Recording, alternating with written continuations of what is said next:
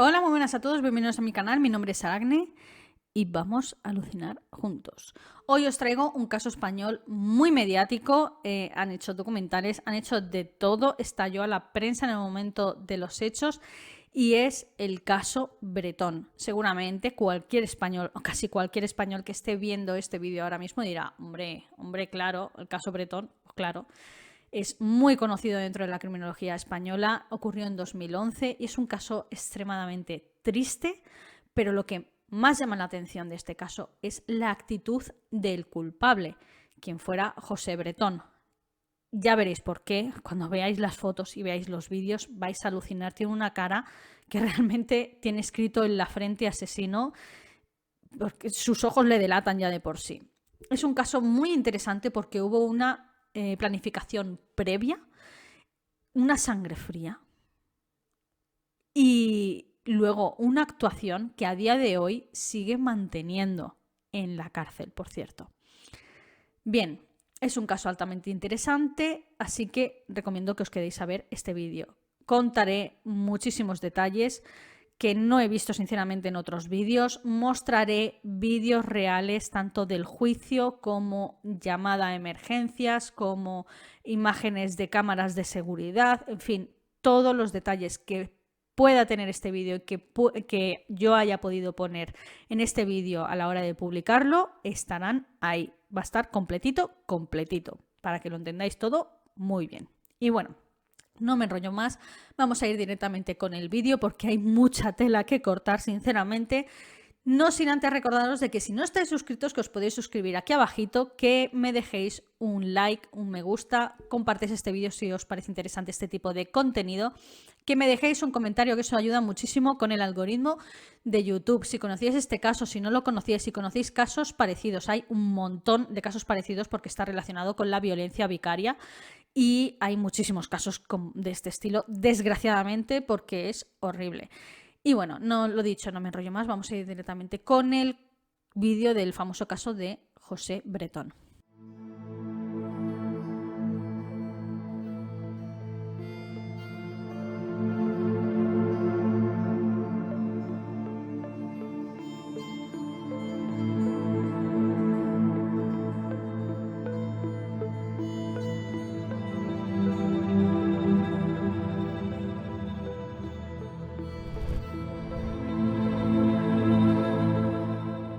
Bien, antes de ir con el caso, primero hay que analizar el contexto de la situación para que se puedan entender los hechos dentro del mismo. Así que voy a contar un poquito sobre la vida del matrimonio y sobre todo del principal implicado, quien fuera José Bretón. De hecho, voy a empezar un poquito por la biografía de José Bretón, ¿vale? Bien.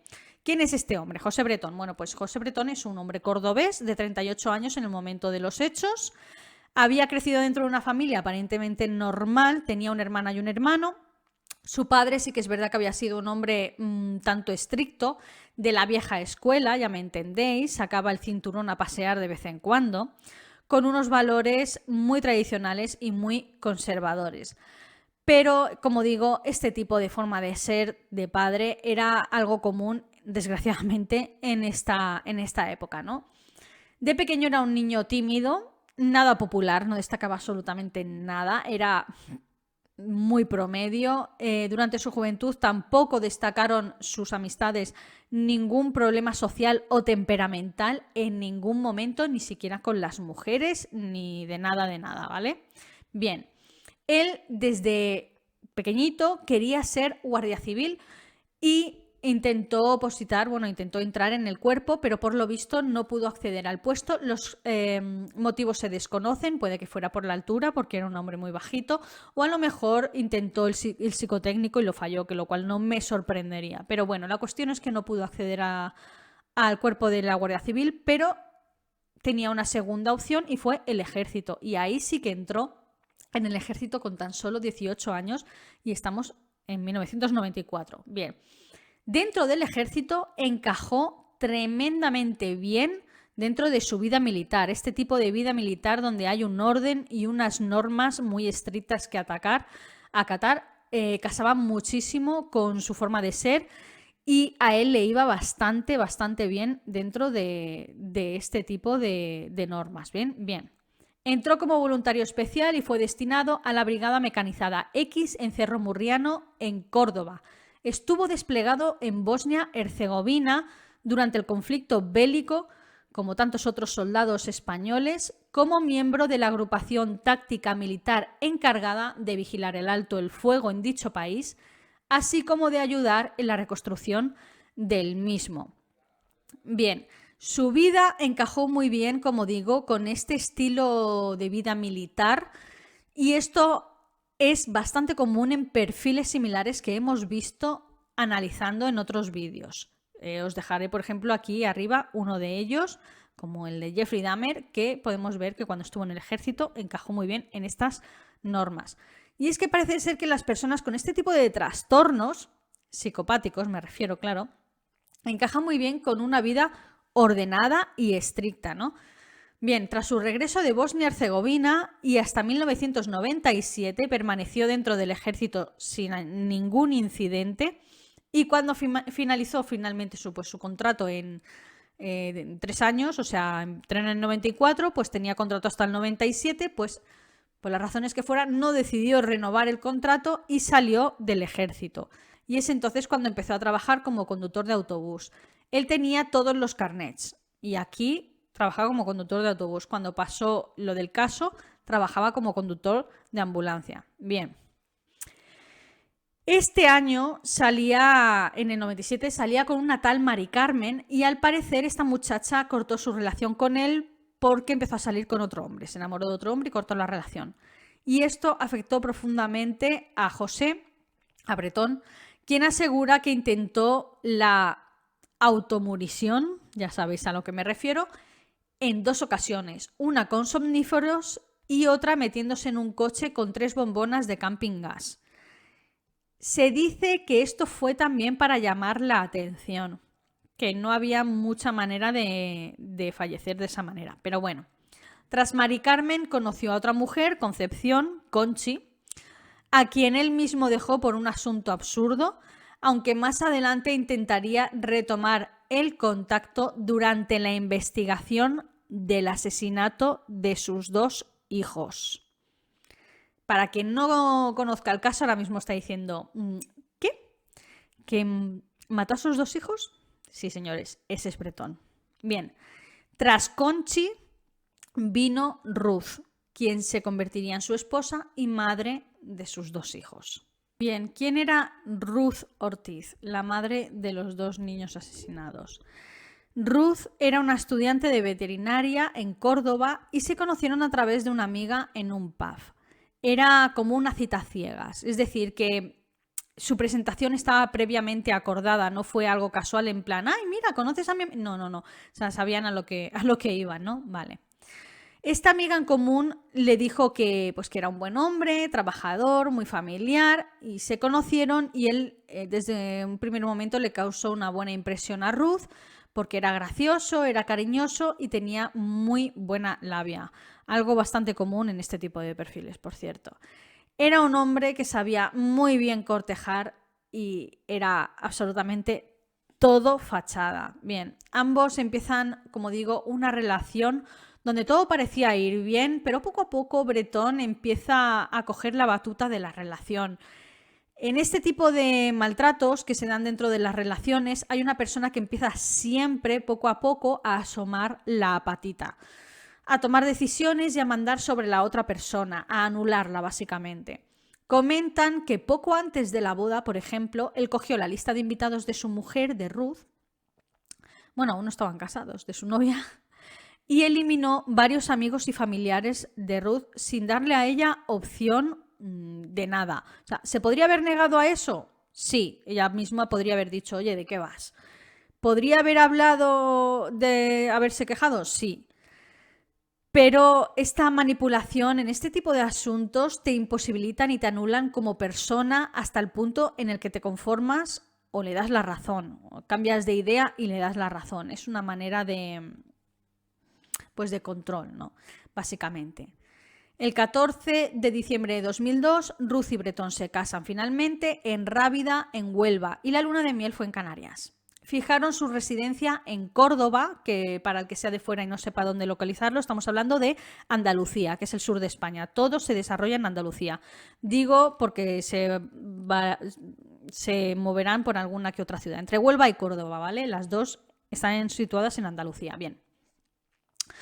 Como digo, fijaron su residencia en Córdoba, aunque previamente habían vivido en Almería, y en Córdoba vivían en una parcela de campo, propiedad de los padres de Bretón, llamada Las Quemadillas. Por favor, ¿podemos hablar de la ironía del nombre? En fin, ya lo entenderéis cuando avance con el caso. Es un pequeño terreno, esta finca es un pequeño terreno con algunos naranjos a las afueras de la ciudad de Córdoba, y tras eso pues se mudaron finalmente a la ciudad de Córdoba, a la avenida de Carlos III, ya dentro de la ciudad. Bien, desde el principio la relación, Ruth estaba absolutamente segura de que quería ser madre. Era uno de sus objetivos de vida. O sea, yo empiezo una relación porque quiero casarme, quiero establecerme y quiero tener hijos. Quiero ser madre. Y desde un principio se lo dejó muy claro a él. Yo quiero una relación segura y quiero ser madre.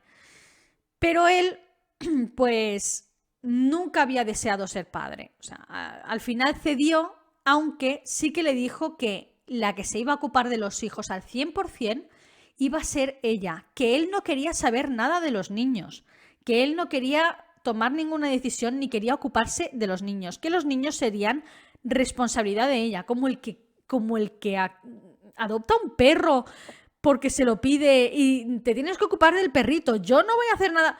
Pues es que me parece algo, bueno, las opiniones personales al final del vídeo, ya sabéis. Bien, en 2005 nació su primera hija, a la que le pusieron también Ruth, como la madre, y 4 años después nació el segundo hijo, que le pusieron José, como al padre. Qué originales. Con la pequeña Ruth no hubo ningún problema en principio, pero estando embarazada del segundo, del pequeño José, cuando se enteraron de que era un nene, cuando fueron ahí al ginecólogo a que le hicieran la ecografía y tal, y se enteraron de que era un niño, Bretón se mostró súper disgustado e incluso furioso, diciendo que no quería un niño, y se enfadó con ella, como diciendo, vamos a ver. O sea, esto llama mucho la atención. La relación con sus hijos, a ver, aunque residían en la misma casa, era un matrimonio con hijos, él era muy distante. Tal y como dijo desde un principio, él no se ocupaba de los niños, no era cariñoso con ellos. Era, pues eso, distante, no los maltrataba, pero tampoco soportaba tenerlos alrededor. Le molestaban, no les prestaba atención y tampoco les dejaba comportarse como niños. Los niños corren, los niños juegan, los niños tienen juguetes en el suelo, los niños gritan, los niños pintan y manchan la mesa. Y eso a él le molestaba muchísimo y perdía los estribos. Les gritaba a ellos y le gritaba a su mujer. Y hay que olvidar que estamos hablando de niños muy pequeños. O sea, el pequeño era un bebé y le molestaba. Bueno, a Ruth le salió trabajo en la delegación, de la salud de Huelva. Recordad que están en Córdoba. Y tuvieron que trasladarse. Comparado con el trabajo de Bretón, este trabajo que le salió a Ruth era mucho mejor. Eso era algo que a él le frustraba de sobremanera. Tenía un pensamiento muy conservador y rancio, en el que él es el hombre del hogar, es el que tiene que proveer todo para el hogar familiar. Y lo cierto es que Ruth, habiendo estudiado, podía acceder a mejores oficios, mejor remunerados, con más opciones de plazas y todo. Aunque a él le recriminaba que en realidad, a ella le decía que en realidad no tenía que trabajar, que tendría que estar en casa con los niños y que si trabajaba era por hobby, que ella no tenía ninguna necesidad de trabajar, que tenía que ser él quien proveera quien aportara a la familia el dinero, ¿sabes? Entonces le repateaba mucho que Ruth tuviera su vida y tuviera su trabajo y tuviera su independencia dentro del matrimonio, ¿no? Bien. La familia de Ruth, de Huelva, es de Huelva, bueno, y pasaban, pues normal, mucho tiempo a menudo con ellos, ¿no? Visitando pues con los niños y viendo también los hijos de sus hermanos y tal. Hay un incidente clave en esta historia ocurrido en diciembre de 2009, muy importante y muy destacable, y es necesario mencionarlo, que es cuando el bebé José, el nene, de menos de 1 año de edad, empieza a rechazar los biberones. No los quiere y no come. Y tiene problemas de comer y llora y se frustra y bueno. La cosa es que esto trae de cabeza a Ruth y a Bretón, no saben qué pasa, prueban la leche, a veces que está muy caliente, miran a ver la caducidad, la fecha de caducidad y tal. Y en un momento dado era leche en polvo, no era leche de materna de ella. En un momento dado a Ruth le da por probar el biberón, por probar la leche. Es decir, ¿qué le pasa a esta leche que siempre que no quiere comer el niño? Y prueba la leche y resulta que está salada y aún encima sabe a ajo, o sea, está asquerosa. Y tras averiguar que la leche está mala, o sea, luego miraron los polvos y dicen, no, aquí no hay sal, tal, o sea, era que echaba sal y echaba ajos en cada biberón. ¿Qué pasa? Que Bretón acusa a la cuñada, a la hermana a la mujer del hermano de su mujer, ¿vale? Y claro, y la cuñada a su vez le acusa a él de decir, ¿por qué voy a echar yo sal y ajo en el biberón de tu hijo? O sea, ¿santo de qué? Y claro, luego cuando pasó el tiempo y ya se descubrió el caso, pasó el caso y tal, era él el que le echaba sal y el que le echaba ajo al biberón de su propio hijo. ¿Por qué hacía esto? Para crear un conflicto dentro de la familia de manera que propiciara el distanciamiento entre la familia de Ruth y Ruth. O sea, lo que quería hacer él era que ella se cansara de Huelva y que volvieran a Córdoba, que era el lugar donde él se sentía cómodo, porque era su ciudad, era donde estaba su familia, ¿no? Quería distanciarla. Finalmente se trasladaron a El Portil, que es un pueblecito costero de Huelva, así que más o menos logró su objetivo. Y bueno, Bretón en este momento se queda en paro durante unos meses y tiene que ejercer por la fuerza el papel de amo de casa, cosa que detesta por encima de todo y considera que es incluso denigrante, ya que este papel está reservado única y exclusivamente para la mujer. Esto es lo que él cree. Empieza aquí un momento clave en este matrimonio, ya que él empieza a desarrollar una especie de comportamiento compulsivo, un TOC, relacionado con la limpieza y el orden. Se enfada mucho si los niños juegan y desordenan las cosas. Tiene que estar todo colocado a la perfección, limpio y pulcro. Está limpiando continuamente. ¿Sabéis qué tipo de TOC me refiero, no? Es un tipo de trastorno obsesivo compulsivo, ¿no? Bien. Crece también su obsesión por la disciplina con los niños. Si antes les gritaba y les prohibía hacer cosas, ahora se multiplica por 2. Recordad que el pequeño está creciendo y la mayor, que también tan solo tiene 6 años, están, pues eso, jugando y a él le molesta. Los lugares públicos, por ejemplo, no tocaba nada con las manos. Si tenía que coger algún vaso de algún bar o agarrarse una barra en el autobús, cualquier cosa, se ponía un pañuelo para poder coger las cosas. En las comidas familiares, se ponía tapones en los oídos porque le molestaba el masticar de comida en las otras personas. Y había veces que incluso les gritaba y les decía que no hagáis ruido, y se ponía de tal manera tan agresivo que tenía que comer todo en plan, o sea, con cuidado de no hacer ni el mínimo ruido a la hora de comer. Tenía que ser un absoluto silencio en la comida porque era algo que le crispaba. A Ruth esta situación le empieza a traer por la calle la amargura, o sea, le supera. La mala convivencia con Bretón ha llegado a un punto ya en el que no puede soportarlo y, aconsejada por su propio hermano, decide acudir a un psicólogo. Al contarle los problemas a este psicólogo, él mismo menciona que tiene ciertos rasgos psicopáticos peligrosos y claros abusos dentro de la pareja y que debería poner tierra de por medio. Entonces es en este momento cuando Ruth realmente se plantea y decide finalmente el dejar la relación con su marido, con Bretón, y pedir el divorcio. Este fue un momento clave para el caso que os narraré a continuación. Nos encontramos en el año 2011 concretamente el 15 de septiembre, y es cuando Ruth decide sentarse en el sofá a hablar con Bretón, con su marido, y solicitarle el divorcio. Ella le explica que no puede más con esta situación y que necesita pues divorciarse de él. No pudieron ni terminar la conversación porque él se enfadó muchísimo y de hecho se fue a Córdoba con todo el cabreo, de Huelva a Córdoba, así tal cual, cogió y se fue. Y Ruth decidió abandonar la casa con los 2 niños y regresar a Huelva con su madre, a Huelva ciudad, con su madre y, bueno, a casa de sus padres y tal, y a iniciar los procesos de divorcio. Hay constancia de que fue un plan muy pensado por parte de Bretón el asesinar a sus 2 hijos. La conversación de divorcio que tuvo con Ruth el día 15 de septiembre, cuando él se marchó a Córdoba, tras esta conversación, empezó a almacenar combustible y leña desde ese mismo día. O sea, desde el mismo día que ella empezó la conversación de divorcio, que le solicitó el divorcio, vaya. Llegó a adquirir 271 litros de combustible entre el 15 de septiembre y el 8 de octubre, que fue cuando ocurrieron los hechos de este caso.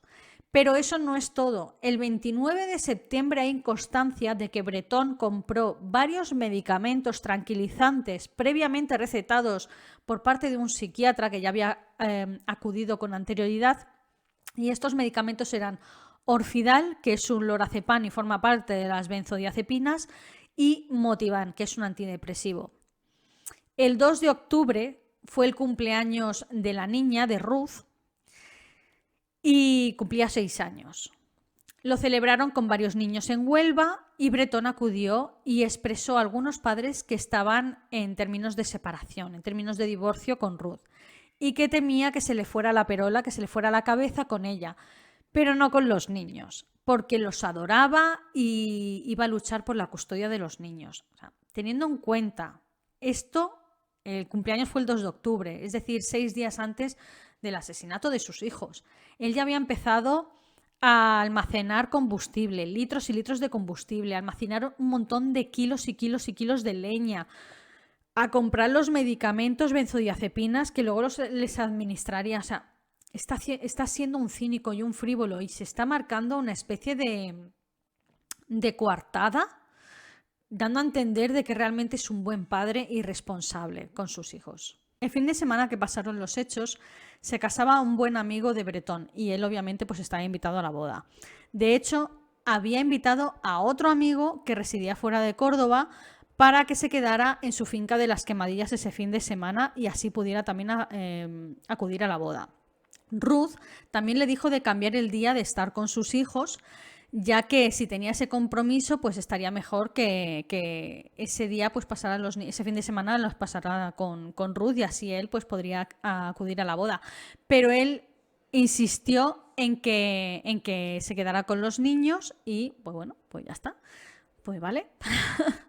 La cosa es que el 7 de octubre, un día antes del asesinato, del caso, era viernes y se presentó en el trabajo de Ruth a media mañana con un ramo de rosas rojas y una carta. Tras entregarle el ramo de rosas rojas y la carta de amor eterno a Ruth en el trabajo de ella esa mañana de 7 de octubre, fue a la casa de la madre de Ruth y recogió a los 2 niños, como ya estaba estipulado, y se fue con ellos a Córdoba.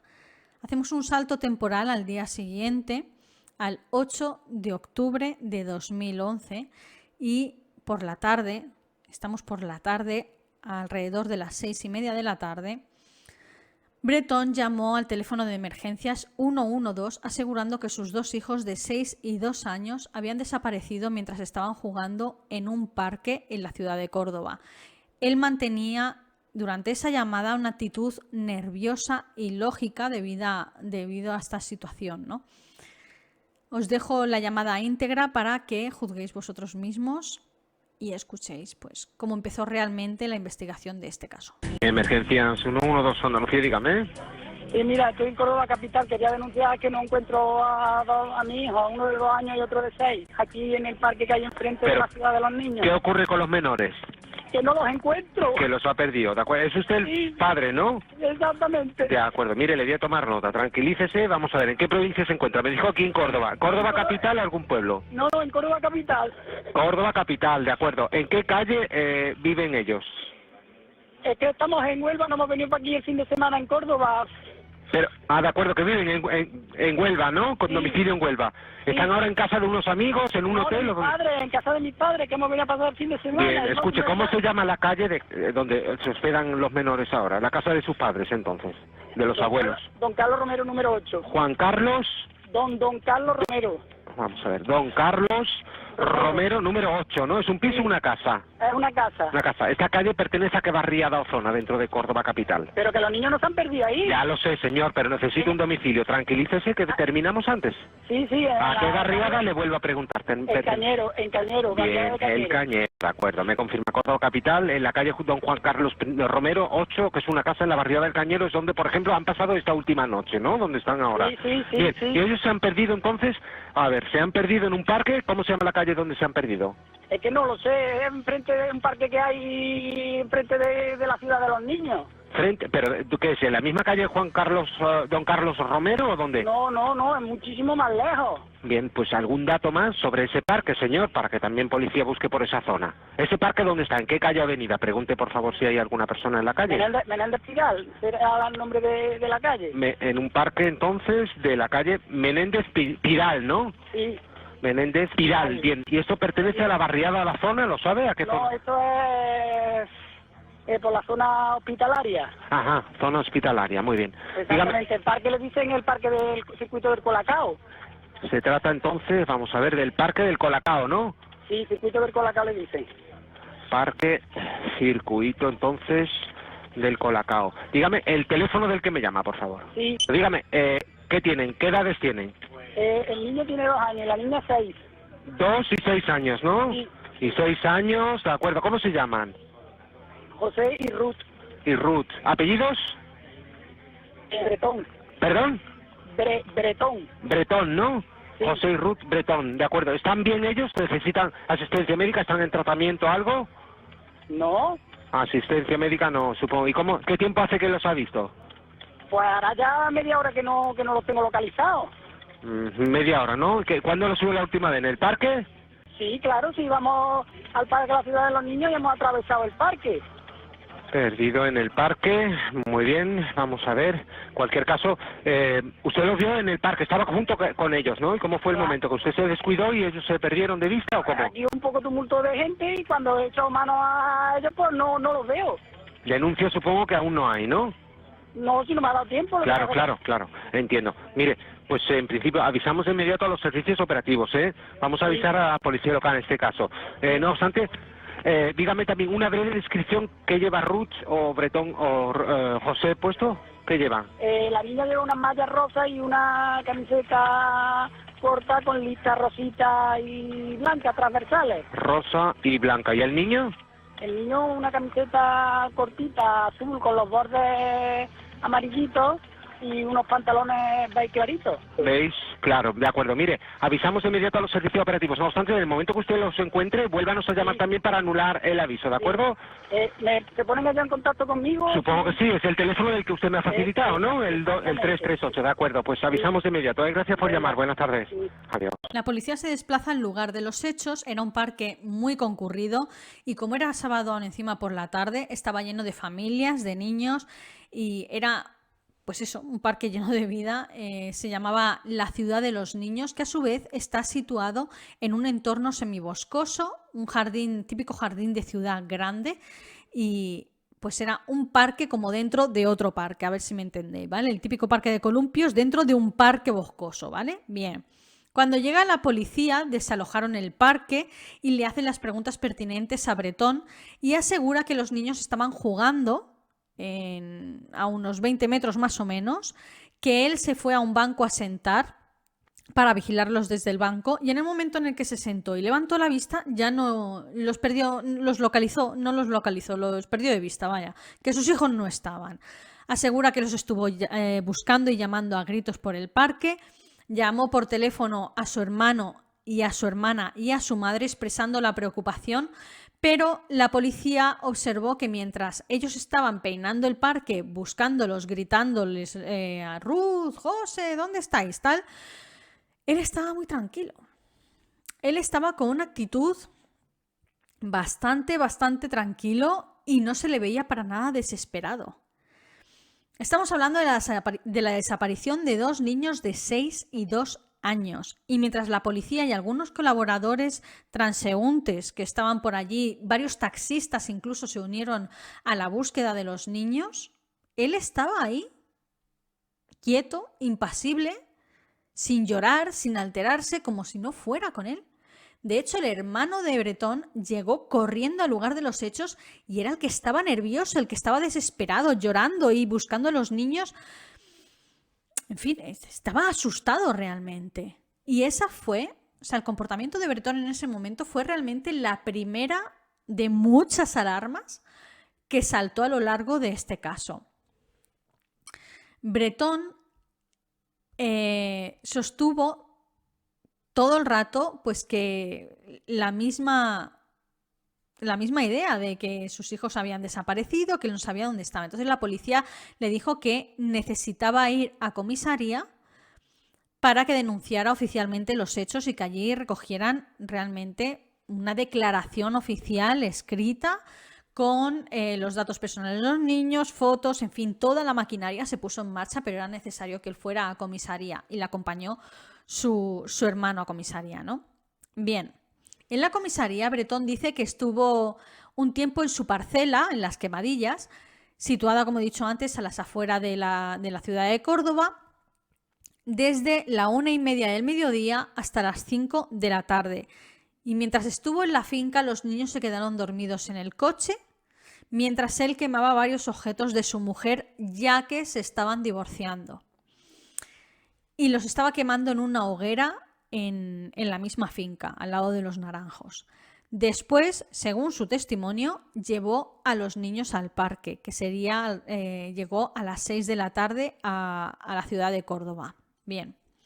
Mientras le tomaban declaración en comisaría, el inspector que estaba de guardia, porque era fin de semana además, vio algo raro y avisó al jefe de la científica y al inspector jefe. Y es que no se fiaba porque Bretón, como digo, no presentaba una actitud propia de un padre que ha perdido a sus 2 hijos pequeños de 6 y 2 años. O sea, estaba impasible, estaba tranquilo. Sí que es verdad que colaboraba en todo momento, respondía a todas las preguntas, pero no estaba asustado. La respondía como una conversación normal y corriente. Y eso no le cuadraba para nada y realmente, pues, desgraciadamente tenían razón, ¿no? Bien, ya que él mismo había mencionado lo que pasó la tarde con sus hijos en la finca de Las Quemadillas, la policía le solicita permiso para ir a mirar allí a la finca. En principio, en su declaración, los niños desaparecieron en el parque a kilómetros de distancia en Córdoba. Sin embargo, la policía desde un primer momento ya le pidió acceder a la finca para remover la finca entera porque, fijaos cómo era el comportamiento de él, que era un canteo, que no se fiaban de él. Que ya lo tenían como un sospechoso, no podían acusarle oficialmente de nada porque no tenían pruebas, pero ya decían, no, aquí hay algo y lo de la finca me huele a mí bastante mal. Entonces, desde un principio, cuando llegaron a la finca, él les dio el permiso para que fueran allí, buscaran y removieran por todos lados. Y ya desde un principio la policía buscaba los cuerpos de los niños, o sea que estaban prácticamente convencidos. Por cierto, claro, él tuvo que llamar a Ruth e informarle que los niños habían desaparecido. ¿Y qué le dijo en esta conversación? Esto lo mencionó Ruth posteriormente en el juicio. A mí se me heló la piel, la sangre, vaya, cuando lo escuché. Y en la llamada le dijo, los niños han desaparecido, Ea, ¿qué vamos a hacer? Me ha pasado a mí como te podría haber pasado a ti, es lo que hay. Me llamó y me dijo, ¿qué pasa, Ruth? Y dice, bueno, como tendrás que venir a Córdoba, dice, bueno, me dijo, ¿qué quieres que te diga? Se me han perdido los niños. Dice, ¿qué le vamos a hacer? Me ha tocado a mí, ¿qué le vamos a hacer? O sea, increíble. Pero bueno, Mi opinión personal ya sabéis que la voy a dar al final de este vídeo. Como digo, desde un principio la policía buscaba los cuerpos, se temían lo peor. Vieron al llegar, como digo, una hoguera bastante grande, de grandes dimensiones en la tierra, con una mesa metálica volcada, una mesa de hierro, dentro de la hoguera y unas brasas incluso aún calientes de esta hoguera. Dado que era ya bastante de noche, serían las 9, 9:30 de la noche, decidieron volver al día siguiente con la luz del día para poder investigar bien toda la finca, incluida esta hoguera. Bien. Al día siguiente, él volvió a prestar declaración de nuevo y a la policía le parecía muy raro eso de que él decía que a las 10 de la mañana, o sea, a las 10:30 de la mañana había recogido a los niños de casa de su hermana y sin embargo hasta las 6:30, que fue cuando desaparecieron, de la tarde, los niños no habían comido nada. O sea, desde las 10:30 de la mañana hasta las 6:30 de la tarde no habían comido absolutamente nada. Y él aseguró que se despistó porque se quedaron durmiendo en el coche mientras él estaba en la finca quemando las cosas de su mujer, o de su exmujer, perdón. Y que tenía pensado llevarlos a comer a las 6 de la tarde en el parque. Bien. Le preguntaron por la famosa mesa de hierro que estaba dentro de esta hoguera y él dice que era para mantener más recogidas lo que son las cenizas y las ascuas.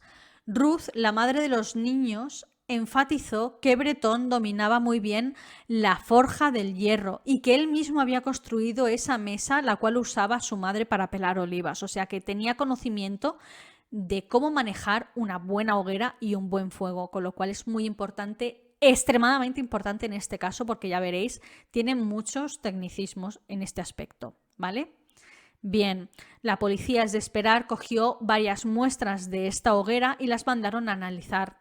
Aunque Bretón insistía en que había quemado ropa y objetos personales de su exmujer, no encontraron absolutamente ni una tachuela o cremallera, ni arete, ni broche, nada de nada. O sea, cosas típicas que hay en la ropa.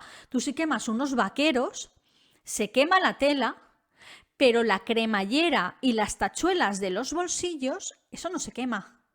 Eso se queda en las ascuas de la hoguera, en las cenizas. Eso no se consume con un fuego.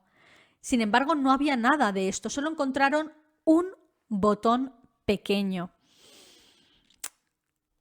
Bien. Dentro de esta hoguera sí que encontraron pequeños huesos que fotografiaron en ese momento y lo mandaron a la Comisaría General de Antropología Científica y en Madrid, por cierto.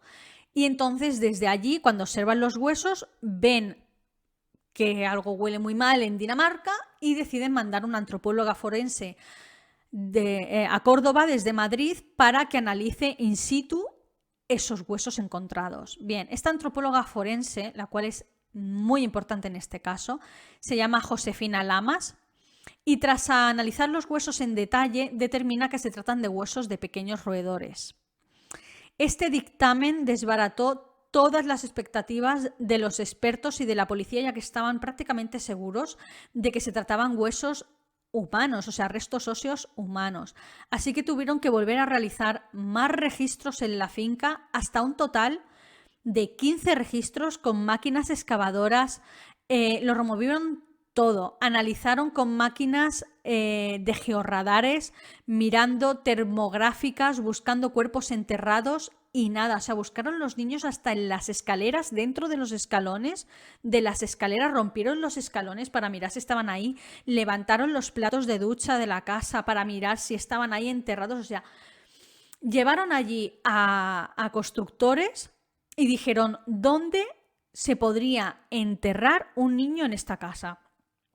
Y lo removieron todo, todo. Y no estaban por ningún lado. Por otro lado, la ciudad de Córdoba se moviliza para buscar a Ruth y José, organizan marchas, organizan manifestaciones, carteles por toda la ciudad empapelados con las fotos de los dos pequeños, o sea, algo tremendo. Los medios de comunicación están súper pendientes también de este caso porque son dos niños muy pequeños desaparecidos, ¿vale? La madre se desplaza desde Huelva, que es donde residía, a Córdoba, y ella, luego esto lo comentó, sabía a ciencia cierta que sus niños estaban muertos y que el culpable era su marido. O sea, desde un principio, desde que recibió esa llamada por parte de él diciendo que los niños estaban desaparecidos y que Ea es lo que era, ella supo que los había matado.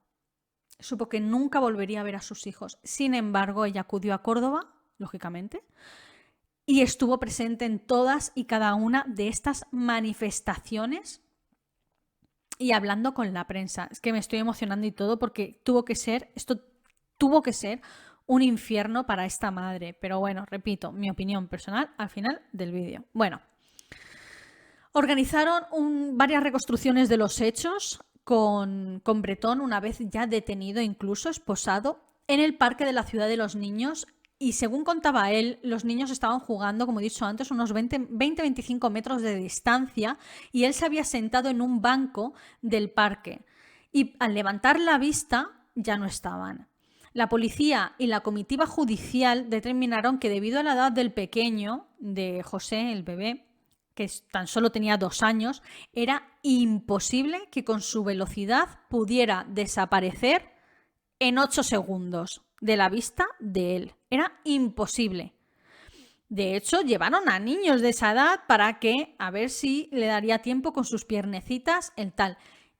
Que no, que era imposible. También determinaron que José había realizado algunas llamadas previas antes de llamar al 112, como él había mencionado, ¿no?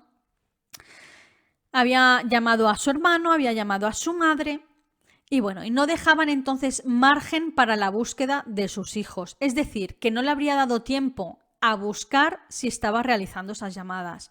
Y también analizaron las imágenes de una cámara situada en la entrada del parque de la Ciudad de los Niños y se le ve acceder a dicho parque con un par de mochilitas de los niños, de estas de superhéroes y tal, pero sin embargo accede sin sus hijos.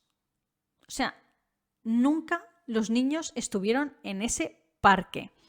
También hicieron registros, como he dicho antes, en la finca de las Quemadillas, como mínimo 15 registros que se alargaron durante más de un año. Bretón seguía manteniendo su inocencia y seguía manteniendo la misma declaración inicial de que los niños desaparecieron en el parque.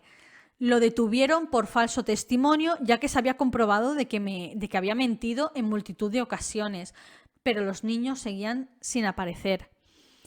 Pasaron meses y meses y, por fin, de casualidad, Luis Avial, quien fue uno de los técnicos que colaboraron con la policía en el caso, que había estado en multitud de ocasiones en la finca de las Quemadillas durante todos estos registros, se encontró durante una excavación de una fosa común de la Guerra Civil, él estaba trabajando, y se encontró con Francisco Echeverría, quien es otro antropólogo forense refutado de lo mejor que hay en España, vaya.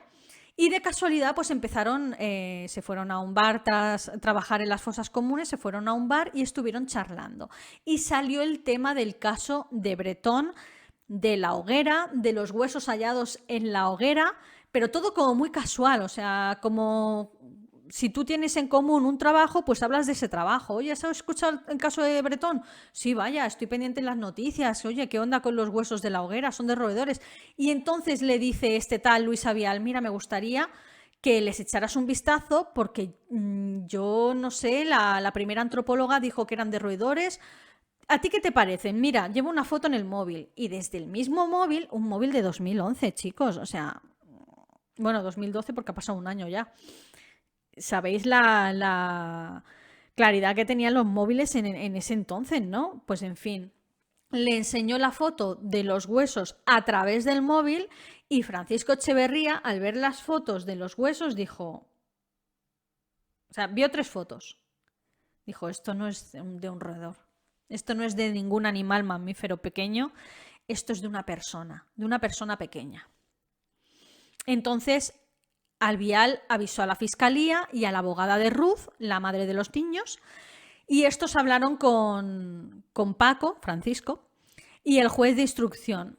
Y el juez, al enterarse de que este hombre era Paco Echeverría, que era un refutadísimo antropólogo forense, que había trabajado en casos internacionales como con los restos de Salvador Allende, el expresidente de Chile, o con los del mismísimo Miguel de Cervantes. Fue uno de los que determinaron que los restos, esos restos pertenecían a Miguel de Cervantes y a su señora esposa. O sea, estamos hablando de casos que hay para libro, ¿vale? Con este tipo de investigaciones. Pues el juez, al ver quién tenía delante, qué antropólogo forense tenía delante, dijo, vale, entonces permitió que analizara los restos hallados en la hoguera que previamente otra antropóloga forense había determinado que eran huesos de roedores. Entonces él accedió a esos restos óseos ya en persona y determinó al 100% que se trataban de restos de huesos humanos. Se dijo que en lugar de acudir Paco Etxeberría a las dependencias donde estaban los huesos, le llevaron a él los huesos y quedaron en un bar. Es decir, que habían cogido la caja donde guardaban las pruebas de los huesos, donde guardaban los huesos, y le habían llevado esta caja a un bar donde habían quedado con él. Esto rompería la cadena de custodia y sería lo principal que alegaría la defensa en el juicio de Bretón. Sin la cadena de custodia, las pruebas principales que había dentro de esa cadena de custodia que se había roto eran los huesos. Se había roto y por tanto no había delito. O sea, esas pruebas no contarían de convencer al juez de que la cadena de custodia se había roto, ¿vale? Bien. Además, la antropóloga forense Josefina Lamas avalaba esta teoría hasta el punto de resaltarlo durante el juicio en un testimonio que dio ella, de una manera bastante irrespetuosa, tengo que decir, porque se trataban de los restos de 2 niños de 6 y 2 años, y ella en el mismo juicio llegó a decir: los huesos se fueron de copas. En pleno juicio, con la madre delante. Yo he oído decir que los huesos se fueron de copas. La explicación que me dan es que los huesos se sacan de canillas para llevarlos a un bar, un restaurante, algo, para mostrarlos, y que por eso los huesos se fueron de copas. ¿Para mostrarlo a quién? En un principio al doctor Etxeberría. O sea, bueno, lo dicho, mi opinión al final del vídeo, pero es que esto me dejó flipando. Una señora antropóloga forense diciendo que los huesos se fueron de copas. La realidad fue otra muy diferente. El doctor Etxeberría también prestó declaración durante el juicio y solo vio los huesos tras el permiso expreso del juez, eso para empezar, y siempre dentro de las dependencias policiales. Nunca se rompió la cadena de custodia y, por supuesto, se logró comprobar que efectivamente los huesos jamás salieron del laboratorio y jamás salieron del almacén de pruebas. Bien. Es rigurosamente falso que yo haya visto estos restos antes de tener el permiso del juez notificado por la policía. Es un disparate y falso, además, que yo lo hubiera visto en un bar. ¿Por qué diría lo contrario Josefina Lamas? Seguramente para no quedar como una absoluta ignorante con el tema de la equivocación de los huesos. Su futuro profesional estaba en juego. Esa es mi teoría. Si no, pues sinceramente no me lo explico, porque llegó a rebatir en multitud de ocasiones la opinión del doctor Etxeberría y de numerosos peritos y antropólogos referente a los huesos, porque no solo pidieron la opinión de Etxeberría. Al ver que ella no estaba conforme tras su opinión de que esos eran huesos humanos, pues llamaron a más antropólogos y llamaron a más peritos. Y todos determinaban la misma opinión que el doctor Etxeberría, pero no porque fuera el doctor Etxeberría, sino porque realmente esos huesos, sobre todo uno en particular que pertenecía al pie del pequeño además, porque era de 2 años, decían que ese era el hueso específico y que estaba comprendido entre esta edad y esta edad. Y ella R, hasta que finalmente no tuvo más opción que recular y darle la razón al resto de gente. O sea, estamos hablando de un buen grupo de gente que decían: chica, que son huesos humanos. Y ella R hasta que ya no le quedó más opción que recular y aceptar pues su derrota, ¿no? Debido a este fallo de determinar que esos huesos pertenecían a huesos de roedores y no a huesos de niños, la investigación se retrasó durante un año entero. Se emplearon multitud de fondos para las búsquedas de la finca de las Quemadillas, con máquinas excavadoras, con georradares, con de todo. Durante un año estuvo pues creciendo la incertidumbre en la familia de esos niños, a excepción de Bretón, claro. Y todo por un error y luego la cabezonería de no querer cambiar su opinión. Y luego encima en el juicio, haciendo el paripé y diciendo que los huesos se fueron de copas, avalando la versión de la defensa del acusado para intentar demostrar que la cadena de custodia se había roto y por tanto tenían que determinar el juicio nulo. En fin. El juicio se empezó a celebrar el 17 de junio de 2013, 2 años después, o casi 2 años después de los hechos de este caso, y fue muy mediático. Fue un juicio abierto y tenemos algunas imágenes del mismo, como habéis visto. Bretón seguía manteniendo su primera declaración sin cambiar nada. Aseguraba que él quería mucho a sus hijos y que ellos a él, y nunca les haría daño, y que desaparecieron sin él hacerles nada. Mi hijo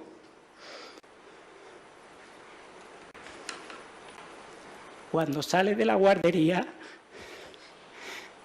viene corriendo a mis brazos. Y mi niña, cuando pide agua por las noches, dice papá agua. Dice papá agua. Entonces usted entiende que los niños no le tenían miedo. Mis hijos no me temen, me adoran y yo los quiero a ellos con locura. Me considero un padre pues bueno, que quiere a sus niños, constante en su educación y que intento inculcarles unos valores que nunca nadie me los ha recriminado. Me han dicho que se sienten orgullosos de cómo yo educo a mis niños. Nunca nadie le ha encontrado ningún reproche. En todo caso, al contrario, siempre me han alabado lo bien educados que los tengo y cómo soy así. Digo, me ha tocado la labor de padre y la voy a defender siempre. Ruth, la madre de los niños, aguantó carros y carretas durante toda esta investigación y hasta que se celebró el juicio. Y también declaró en el mismo juicio, incluso delante de Bretón. Además fue por decisión propia, porque le daban la opción de declarar no estando él presente en la sala, y él dijo, no, quiero que él esté presente en la sala mientras declaro lo que tengo que declarar. Ojito, con esta mujer. Siempre he querido tener hijos y así se lo manifesté antes de casarnos. Y él dijo que si teníamos hijos, que los niños eran para mí. Cuando me estaba haciendo la ecografía y supimos que era un niño, salió cabreado del ginecólogo. Con los niños tampoco era cariñoso. Hay una cosa que tengo grabada que es de los últimos días del Portil, que mi hija se sentó en las rodillas del padre para jugar con él y él la apartó con desprecio y la quitó. En el momento de llegar vi que le decía a la hermana, si no quiere comer, ¿qué pasa? Y le dio una torta en la boca. No dejaba a los niños actuar como niños. Ahora sé que he estado viviendo con un asesino en potencia. El 22 de julio de 2013, el jurado dio por unanimidad un veredicto de culpable. Y sí, era un jurado popular. Los jurados encontramos por unanimidad al acusado José Bretón Gómez culpable del hecho delictivo, muerte de Ruth y José Bretón Ortiz, provocada intencionadamente por su padre, José Bretón Gómez. Fue condenado a 40 años, 20 por cada niño. Pero dado que el máximo en el Código Penal en 2011 eran de 25 años, eso es lo máximo que podrá cumplir. Hoy en día los asesinatos de menores de 16 años, especialmente en casos de violencia vicaria, se les aplica la pena permanente revisable. Desgraciadamente esta ley se empezó a aplicar en 2015 y este caso pues fue de 2011. Actualmente Bretón cumple condena en la cárcel de Herrera de la Mancha. y se ha ganado numerosos encontronazos con varios reclusos porque por lo visto es un pesado. Es muy pesado. Es un maniático, sigue con su TOC, con su trastorno obsesivo compulsivo del orden y la pulcritud y vuelve a todo el mundo loco. Están de él hasta el coño, tal cual. Y bueno, voy a contar exactamente la cronología de lo que pasó ese día 8 de octubre, cómo se desarrolló todo, ¿vale? Atención. Bien, recordad que el 7 de octubre se presentó en Huelva en el trabajo de su mujer con un ramo de rosas y una carta de amor que le pedía volver, Después recogió a los niños en casa de la madre de Ruth, como estaba estipulado, y desde Huelva se dirigió a Córdoba, que es donde él residía. Bien. El 8 de octubre recogió a los niños de casa de sus padres y se dirigió con los 2 niños a la finca de Las Quemadillas. Una vez allí, les administró una alta dosis de benzodiazepinas. ¿Es cierto que usted acudió al psiquiatra para que le recetara esas pastillas? Le vuelvo a decir que fue él, al final de la consulta, el que me ofreció la medicación. Yo no fui en ningún momento para que me dieran medicación alguna. ¿Usted qué ha hecho con esas pastillas, señor Bretón? Las tiré. Usted no ha dicho nunca que la haya tirado. Las tiré. Y empezó a preparar la hoguera en la que usó más de 250 kilos de madera de leña y unos 80 litros de gasoil. Además de la mesa de hierro que puso a modo de superficie caliente. Poniendo esta mesa de hierro dentro de la hoguera, creó una especie de horno crematorio que llegó a alcanzar una temperatura de 1200 grados, o sea, suficiente para no solo deshacer tejidos blandos, sino que también desharían huesos. Al menos la mayoría de ellos, claro. A las 2 menos 10 más o menos de la tarde, del mediodía, vaya, antes de quemar a los niños, llamó a Ruth por teléfono, pero no consiguió contactar con ella. Se desconoce por qué hizo esta llamada. O sea, no se sabe porque a lo mejor la llamó para preguntarle, oye, ¿te has pensado lo de la carta? Y dependiendo de lo que ella respondiera, pues a lo mejor se planteaba o no quemar a los niños. Yo creo que va más bien por ahí. Y como no logró contactar con ella, dijo, sí, pues a tomar por culo. Y hizo lo que hizo. Bien. Se desconoce si en el momento de meter a los pequeños dentro de la hoguera estaban realmente muertos tras el cóctel de benzodiazepinas, aunque hay expertos que determinan que uno de ellos sí que estaba con vida y empezó pues a quemarlos. Estuvo hasta las 5:30 delante de la hoguera, azuzándola y con una pértiga, un palo largo, ¿vale?, empujando los restos de leña, de cuerpo y de todo para asegurarse de que todo quedaba bien quemadito, ¿vale? Esta hoguera alertó a varios vecinos y a otras fincas de alrededor porque era un humo realmente negro, olía muy mal, no solo a carne humana, sino a gasoil puro, y era, como digo, un humo negro. Era tan negro que pensaban que este incendio provenía de una especie de fábrica de neumáticos o así, y que estarían quemando neumáticos. O sea, imaginaos la altura y la magnitud desmesurada de esta hoguera.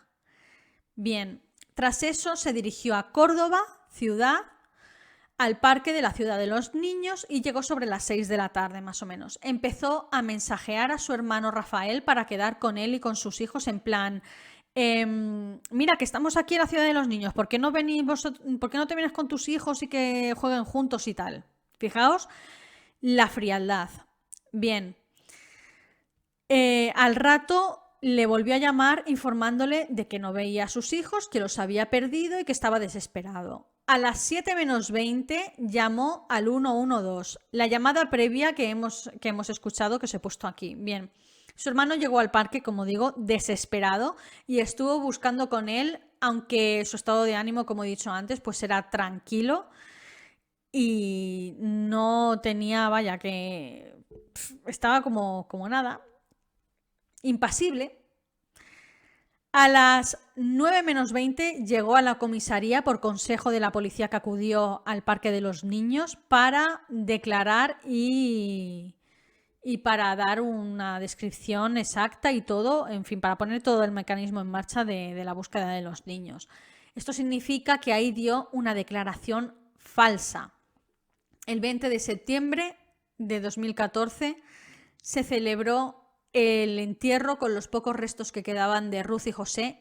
Y diréis, ¿por qué en 2014 si el asesinato fue en 2011 y los restos, bueno, el juicio fue en 2013? ¿Por qué esperaron tanto? Bueno, porque estos huesos, aun después de las numerosas peticiones por parte de la madre, fueron usados en el juicio. Fueron expuestos ahí delante del juicio los mismos huesos originales. En lugar de usar fotografías, usaron los pocos restos que quedaron en la misma mesa del juicio, ¿no? Delante del jurado, delante de los jueces, delante de los abogados, fiscal, todo. Pusieron allí los huesos delante de todo el mundo, bueno, y del público que asistió a la sala y tal. Esto la madre intentó luchar por ello, intentó anular, no anular esta prueba, pero sí que emplearan fotografías, pero pues no pudo ser posible y tuvieron los restos de los pequeños ahí, que aunque son huesos no dejan de ser los restos de los pequeños, en la mesa delante de todo el mundo. Y bueno, hasta aquí este caso es uno de los casos más horribles que he escuchado en los últimos tiempos. Aquí en España es de los más famosos que hay. La gente sigue recordando a Bretón, sobre todo esa mirada, porque es como muy frívola, muy fría, los ojos muy saltones. Él no parpadea, es que no parpadea, no tiene pestañas este hombre, no parpadea. Y por eso llama tanto la atención, ¿no? La frialdad de este hombre. Bien, lo que viene a continuación es mi opinión. A ver, lo de este hombre hemos visto muchos casos de violencia vicaria. Aquí he traído otro caso, que es el caso de David Oubel, que si no lo habéis visto lo recomiendo, es por aquí arriba. De hecho fue el primer caso, bueno, el primer imputado con la pena permanente revisable, cuando se aprobó en 2015. Y es que este tipo de violencia hacia la pareja, porque esto no fue para castigar a los niños, esto lo hacen para castigar a la pareja. Y es tan horrible usar tus propios hijos. O sea, ¿qué te tiene que pasar por la cabeza para asesinar a tus propios hijos con el único propósito de amargarle la existencia a tu mujer? O sea, ¿qué te tiene que pasar por la cabeza? Es que es increíble. La frivolidad de este señor, por no decirlo de otra manera. O sea, el hecho de escribirle una carta de amor, un ramo de rosas, el día antes de asesinar a sus hijos, asesinato que llevaba planeando desde hacía lo menos 3 semanas. Porque él empezó a planear todo esto desde que ella le expresó su deseo de divorciarse de él, que le dijo que me divorcio de ti, que no te soporto.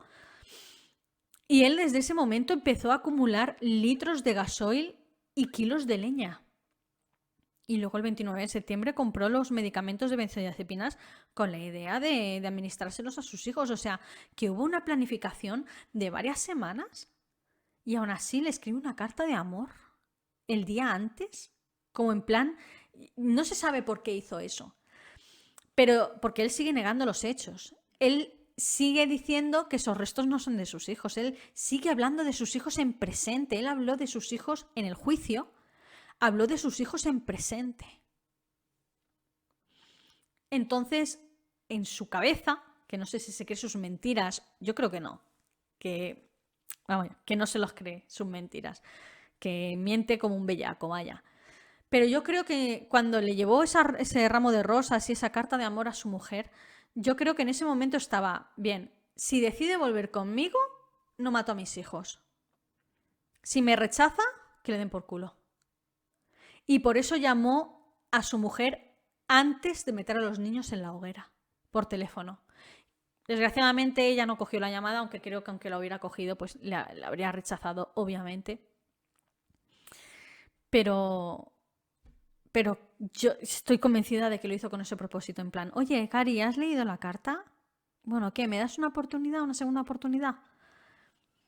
Venga, vale. Pues venga, pues me llevo a los niños y aquí no ha pasado nada. Yo creo que esa era su idea. Y como no logró ponerse en contacto con Ruth, pues tiró para adelante con el plan. O sea, y luego su intención era hacer pasar, claro, que habían desaparecido, que los habían raptado, cualquier cosa en el parque de los niños. Su madre a día de hoy sigue apoyándole. Sigue apoyándole. Sus hermanos no testificaron en el juicio porque como tienen la relación de parentesco, pueden optar a no testificar en el juicio, a no declarar. Es un derecho. Y ninguno declaró para no perjudicar la causa de su hermano. O sea, estamos hablando de que ha asesinado a tus sobrinos de 6 y 2 años.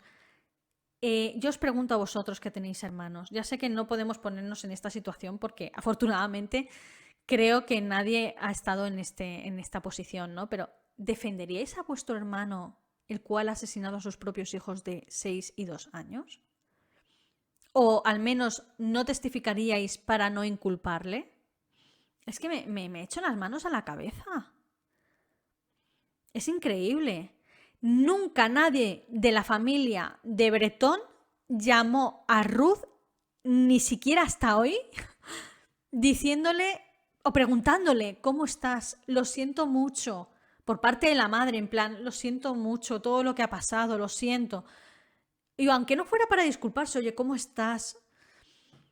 Lamento la pérdida, yo también los lloro porque son sus nietos, porque son sus sobrinos. El único de esa familia que llamó a Ruth fue el cuñado de Bretón, el marido de su hermana, que llamó a Ruth y se disculpó él. Y le pidió perdón por todo. El cuñado, que ni siquiera es familia de Bretón, es el cuñado. Es increíble. Madre mía, qué podrida está esa familia de mierda, lo digo tal cual, me da igual. Ruth, madre mía, madre coraje, por Dios, qué mujer. Ruth ha participado en numerosos documentales, hay varios documentales sobre este caso, muy bien llevados.